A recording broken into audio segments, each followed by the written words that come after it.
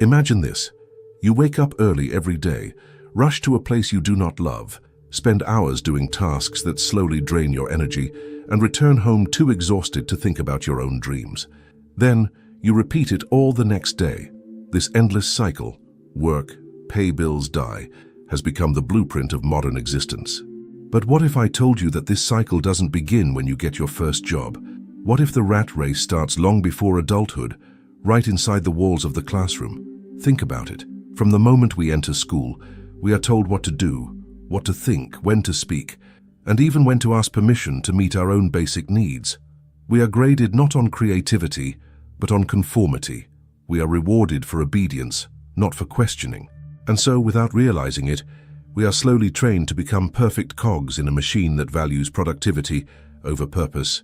Before we go any deeper into this unsettling truth, make sure to subscribe to the channel, leave a like, and share this video.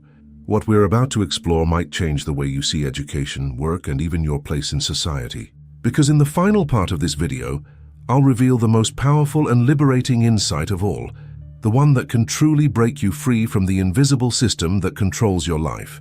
Now, let's go back to the beginning, to where the conditioning starts.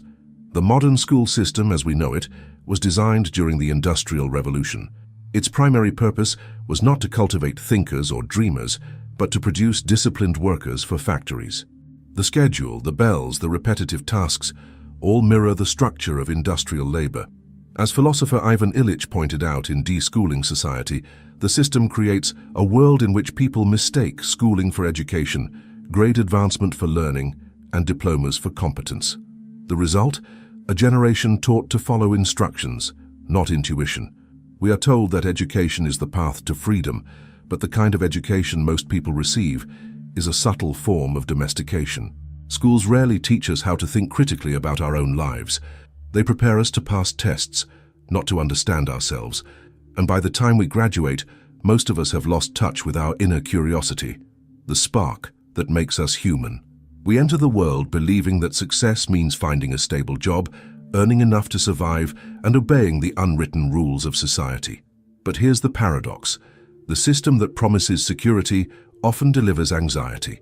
Students are pressured to compete for grades, adults for promotions, and everyone for status symbols that prove their worth. The very institutions that claim to prepare us for life often prepare us only for servitude. Have you ever stopped to wonder why schools rarely teach emotional intelligence, financial literacy, or how to find meaning in what we do? Why do we spend so many years memorizing facts that can be found in seconds online, but never learn how to manage our own minds? Psychologist Abraham Maslow once said that education should be a process of self-discovery, not conformity. Yet most people leave school not knowing who they are, what they love, or what truly matters to them. Instead, they learn to chase external validation, to seek approval from teachers, bosses, and peers. They become adults who can follow orders perfectly, but struggle to answer the simplest question: what do I really want from life? This is not accidental. The system was designed this way because obedient workers are easier to control than free thinkers. French philosopher Michel Foucault explored this in Discipline and Punish, where he described how schools, factories, and prisons share the same logic of surveillance and control. Bells mark time, authority dictates movement, and those who disobey are labeled as failures or troublemakers. It's not just a coincidence, it's a structure of power disguised as education. Now, this doesn't mean education is worthless. Knowledge is the key to freedom, but only when it leads to awareness. The problem isn't learning, it's the way we are taught what to learn and why. When curiosity is replaced with competition and purpose is replaced with performance, the mind begins to serve the system instead of the self. Ask yourself, when was the last time you learned something just because you were genuinely curious, not because someone told you it would look good on a resume? When was the last time you questioned why you believe the things you believe? These are not just philosophical questions, they are the first steps toward breaking the invisible chains that bind us. Because if the rat race starts at school, then true freedom starts with unlearning. But what exactly must we unlearn? In the next part of this video, we'll uncover how the transition from the classroom to the workplace is designed to keep you trapped in the same psychological cage, only with higher stakes and fewer exits. Think about the moment you left school and stepped into the world of work. You probably felt that the years of study were finally over, that now you were free to choose your own path. But soon, the illusion began to fade. You realized that the same patterns from school had followed you into adulthood. The bells became alarms, the teachers became bosses, the grades turned into performance reviews. The fear of failure never left. It only changed its name. This is how the system ensures its continuity. What began as obedience in childhood becomes dependence in adulthood. We are taught to seek approval and follow rules, not to build autonomy or question the structures around us. And so the workplace becomes the adult version of the classroom, a place where creativity is sacrificed for efficiency, where individuality is replaced by roles and job titles, and where the reward for compliance is simply permission to keep running. Sociologist Max Weber described this as the iron cage of rationalization, a world where human life becomes organized around efficiency, calculation, and control. The irony is that this system was meant to bring progress and stability, but in doing so, it has drained meaning from our lives. People work longer hours than ever before, yet feel emptier inside. The more we produce, the less we seem to feel alive. Think of the average person's life path: study hard, get good grades, get a job, buy a house, pay bills, and retire, if you are lucky, before you die. But what if the goal itself is the trap? What if the system was never meant to lead to freedom, but to keep you endlessly occupied? Philosopher Alan Watts once compared this to playing a game where we are told that success is always just one step ahead. Better grades, higher salary, bigger house, yet no one ever tells us that the game was rigged from the start. By the time we realize it, most of our time and energy have already been spent. Why do so many people accept this without question? Because the system rewards conformity with comfort and punishes resistance with uncertainty. It convinces us that stability is safety and that following the path others laid out is wisdom. But deep down, we know that something is wrong. We sense it in the anxiety that fills our days, in the exhaustion that never seems to end, and in the quiet longing for something more, a life with meaning, not just survival. Psychologist Viktor Frankl, who survived the horrors of the concentration camps, wrote that life is never made unbearable by circumstances, but only by lack of meaning and purpose. In today's world, millions suffer from this silent emptiness. They have jobs, possessions, and routines, but no deeper purpose. They wake up each morning not to live, but to endure. And yet this emptiness is not a sign of failure. It is a symptom of awakening. It is the soul's way of whispering, "You were not meant for this." Have you ever wondered why you feel drained even when you do everything right? You went to school, you worked hard, you followed the rules, but happiness seems just out of reach. That's because the system is designed to keep you striving but never arriving. It promises satisfaction tomorrow to keep you obedient today. And in that endless pursuit, you forget the essence of being alive, to experience, to create, to connect, to grow. Economist John Maynard Keynes once predicted that by now, technological progress would have allowed people to work only a few hours per week and enjoy abundant leisure.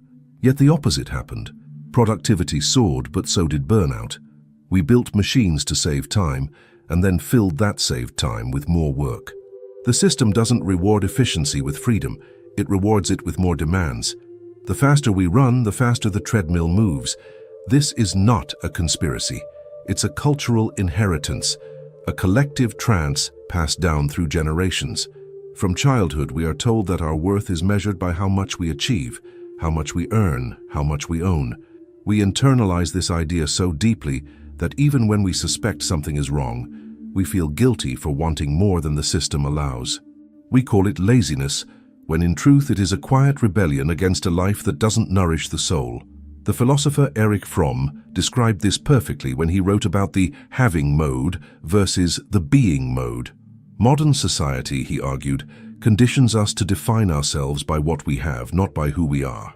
And in doing so, it alienates us from our own essence. We become human doings instead of human beings. The tragedy is that this illusion feels so normal that few ever question it. So how do we break free? Awareness is the first step, but it's not enough. We must understand how the system keeps us compliant. The next layer of control is psychological. It operates not through chains, but through invisible beliefs implanted in our minds. These beliefs convince us that success equals happiness, that authority knows best, and that deviation from the norm is dangerous.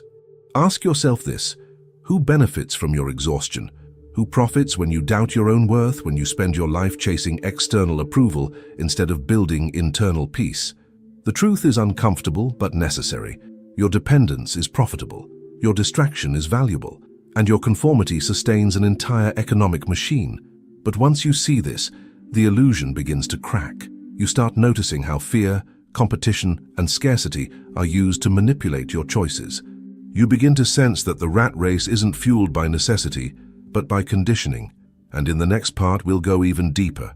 We'll uncover how modern culture and technology reinforce this mental prison, and how you can begin reclaiming your autonomy in a world built to keep you docile. Picture this: a society where everyone is constantly connected, yet deeply alone, where we have access to infinite knowledge, yet rarely question the information we consume, where every scroll, every click, every notification is not an act of freedom, but a carefully engineered impulse. This is the new classroom of the rat race. And now, instead of chalkboards and teachers, we have screens and algorithms shaping how we think, feel, and behave. The system has evolved. It no longer needs to confine you to a physical classroom or a factory floor. It simply needs your attention. Because in the digital age, attention is the new currency, and distraction is the new form of control. The philosopher Byung-Chul Han calls it the burnout society, where people exploit themselves in the name of self-optimization. We no longer have external masters driving us. We have internalized the master within. We pressure ourselves to be productive, visible, and constantly improving.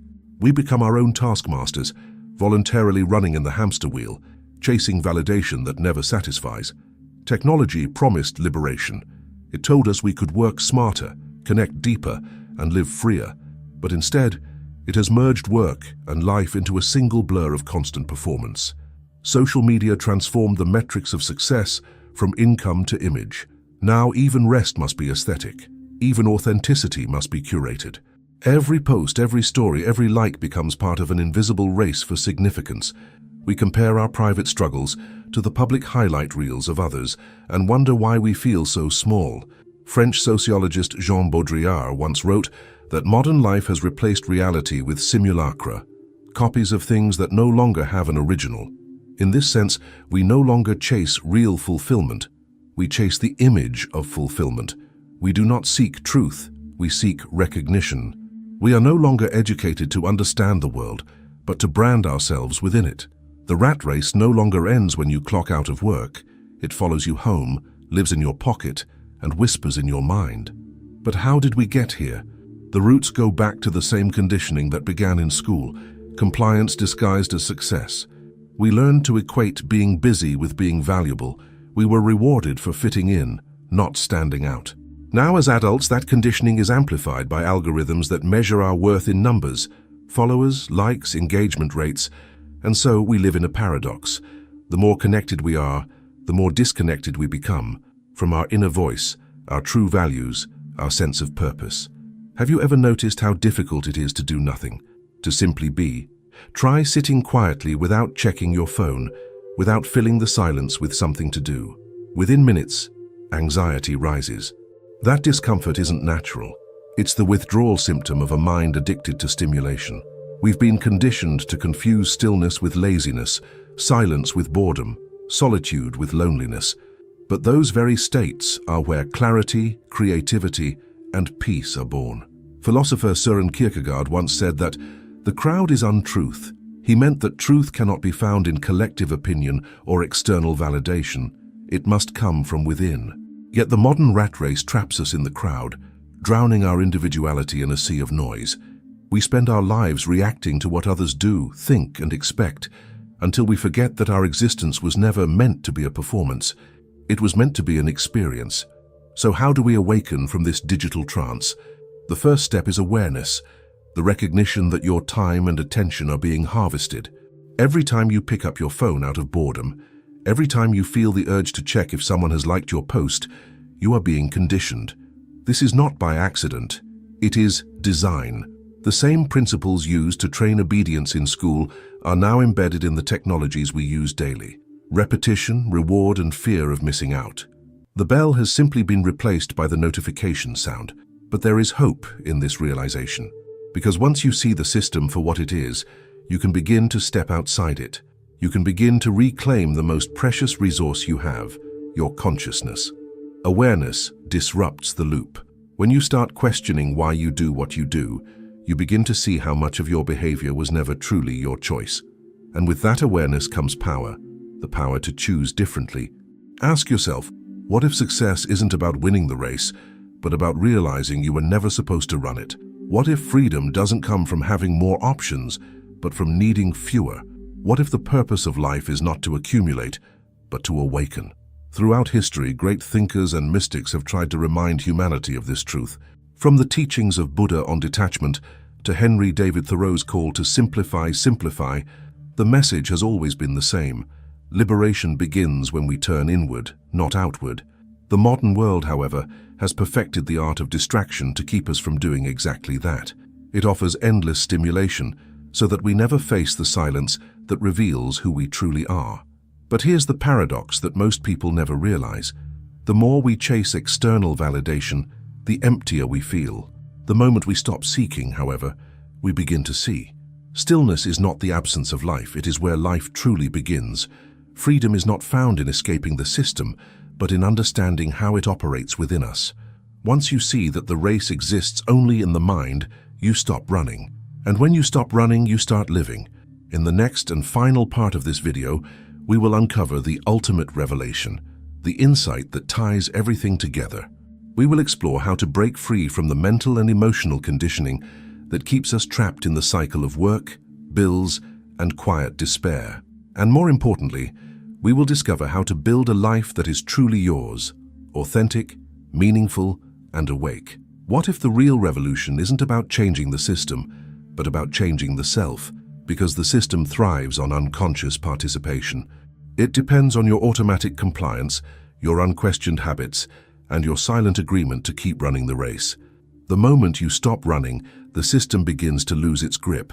True rebellion is not noise, it is awareness. Think about it. Every generation is told the same story. Work hard, be responsible, climb the ladder. And while these ideals are not inherently wrong, they often come wrapped in a lie. The lie that your worth is measured by your productivity, your status, or your possessions. This narrative keeps you striving for external markers of success, while the inner life, the world of meaning, peace, and purpose, remains neglected. But when you awaken, even slightly, you begin to see the cracks in the illusion. Psychologist Carl Jung once said, "Until you make the unconscious conscious, it will direct your life and you will call it fate." This is the essence of breaking free from the rat race. It's not about rejecting society or abandoning your responsibilities. It's about seeing clearly the invisible patterns that govern your behavior. The conditioning from school, the pressure from work, the need for validation from technology, all of it loses its power when you become aware of it. Awareness transforms compulsion into choice. But awareness alone is not enough. The next step is alignment. Once you see how much of your life has been shaped by fear, fear of failure, fear of judgment, fear of not being enough, you must begin to realign your actions with what is real and meaningful to you. Ask yourself, what do I truly value? What would I pursue if no one were watching, if there were no grades, no bosses, no social metrics to impress? These questions are uncomfortable because they confront you with your own forgotten freedom. Most people live their entire lives running from that discomfort. They cling to routines, distractions, and illusions of certainty because facing themselves feels terrifying. But freedom always requires courage. Courage to question, to stand apart, to slow down when the world screams for speed. The philosopher Krishnamurti said, "It is no measure of health to be well adjusted to a profoundly sick society. To awaken is to become healthily unadjusted, to stop mistaking exhaustion for virtue, busyness for purpose, and obedience for peace." The system will not applaud your awakening. It may even punish it. People around you may call you unrealistic or lazy when you begin to value presence over performance. But remember this, every step toward authenticity will feel like rebellion to those who are still asleep. You are not here to fit in. You are here to wake up. So, How do you live differently in a world designed to keep you the same? You begin by reclaiming what the system stole from you: your attention, your time, your mind, and your sense of wonder. Guard your attention as you would your most valuable possession, because it is. Spend time each day disconnected from the noise, without screens, without agendas, just being. Let your mind breathe. Read not to impress, but to understand. Work not to survive, but to express. Create something not because it's profitable, but because it feels alive within you. You will notice that when you stop chasing what you think you should want, space opens up for what you truly desire. That space is sacred. In it, you reconnect with the part of yourself that school, work, and society tried to suppress, the part that dreams, questions, and creates. That is where real education begins, not the memorization of facts, but the cultivation of consciousness. Viktor Frankl taught that the last of human freedoms is to choose one's attitude in any given set of circumstances. That is the essence of liberation. Even within systems of control, you can choose how to see, how to act, how to live. Freedom is not somewhere outside of you. It begins in the way you perceive your world. The external rat race loses its grip when the internal race ends. Ask yourself, are you living by design or by default? Are you building your life consciously, or are you following a script written by someone else? These are not questions meant to condemn, but to awaken, because the moment you ask them sincerely, you begin to rewrite the script. You begin to live with intention, not inertia. And perhaps that is the greatest act of defiance in the modern world. Not to escape the system entirely, but to move through it with awareness, using it without being used by it. To find peace in a culture of chaos. To be fully alive in a world that wants you numbed by routine.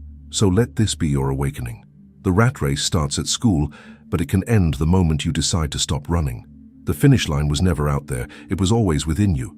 When you see that, the bells stop ringing. The grades no longer matter. The noise fades, and in the quiet that follows, you find yourself again, free, awake, and alive. If this message resonated with you, share it with someone who might need to hear it. Leave your thoughts in the comments. Tell me where in your life you've noticed the race still running. And if you haven't already, subscribe for more reflections like this, because the journey doesn't end here. This is only the beginning of awareness, of freedom, and of a life that truly belongs to you. Thanks for looking.